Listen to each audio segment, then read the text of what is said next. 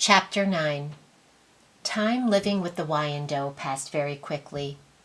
Learning their survival skills and language filled each day with a sense of accomplishment and self-worth. This lifestyle suited me. An internal debate was beginning to rage. Becoming a part of the Wyandotte was unexpected. Feelings of belonging were not imagined, yet something was off. There was a longing in me, a hollow place deep inside that no sense of accomplishment or happiness could eliminate. Winter crept in very slowly. Several French fur trappers began to ascend on the village, and instead of trading their furs and leaving, they stayed. A few of them even had wives in the village they had married previous winters. Most Wyandotte welcomed French trappers without discrimination, as they had with me. Others clearly avoided the French. They were treated with respect, shared all supplies, and participated in most activities.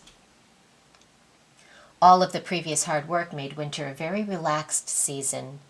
A large surplus of food had been compiled.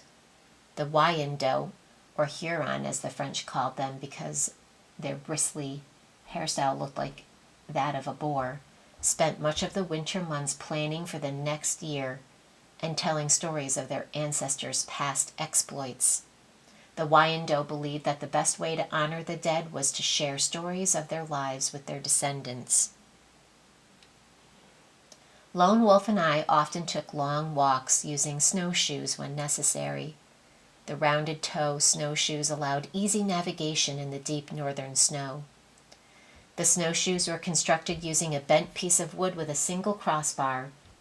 The weave was usually made with rawhide strips, but Lone Wolf had constructed the ones we used from pieces of vine.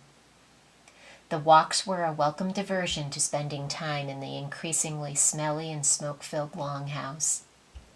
Lone Wolf and I discovered that despite growing up in completely contrasting cultures, we had very similar views and values. We became very close, a trust and friendship similar to that I had only ever had with one other. On one bright winter morning, while exploring the vast expanse of inhabited forests, Lone Wolf stopped suddenly. At first it seemed he had sensed or smelled game or danger in the area. However, it quickly became clear that the look on his face was not one of concern. Instead, he appeared to be gathering his thoughts. A few silent moments passed.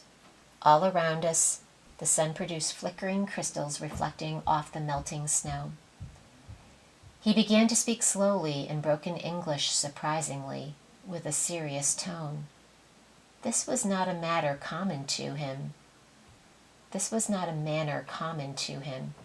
Lone Wolf and I often had serious conversations, but he almost always spoke in his native tongue and in a quick and excited manner, no matter the topic.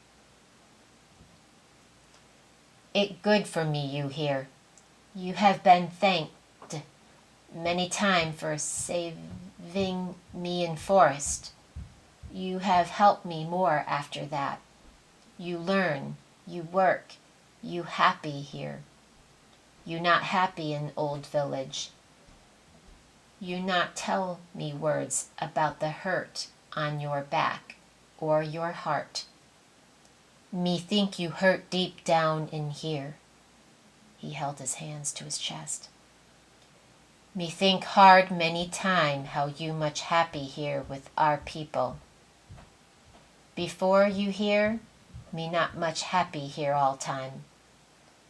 Me take many sons to travel far, looking for something to make me happy.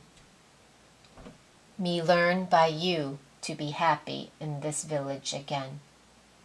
You learn me, many.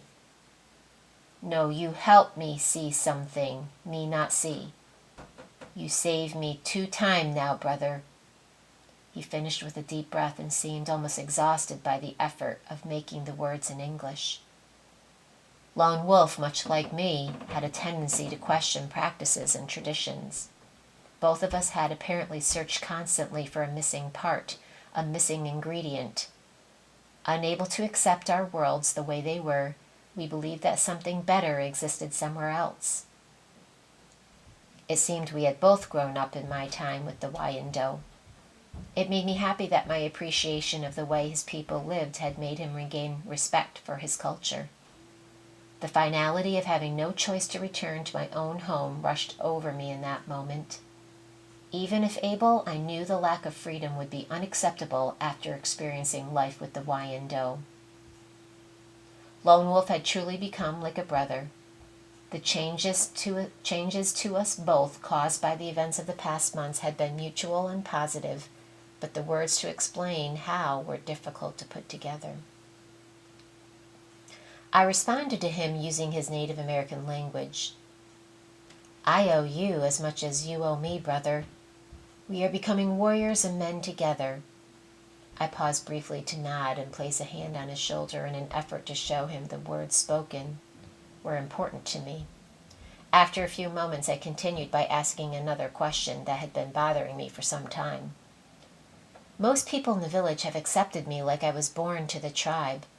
Why do some members of the tribe not accept me like the rest? Lone Wolf looked into my eyes and examined me carefully. He seemed to be trying to read the emotions I was feeling. When he responded, he spoke in his own tongue. Some believe the white men anger the spirits because they believe in another. The French trappers who stay with us in winter speak of their God as if he is different and better than all others. Some Wyandotte are always looking for something to blame when trouble comes. Most in the tribe don't believe the spirits would be troubled by such talk. Despite his assurances, it was impossible not to recognize the similar beliefs in the two worlds that I had now been part of.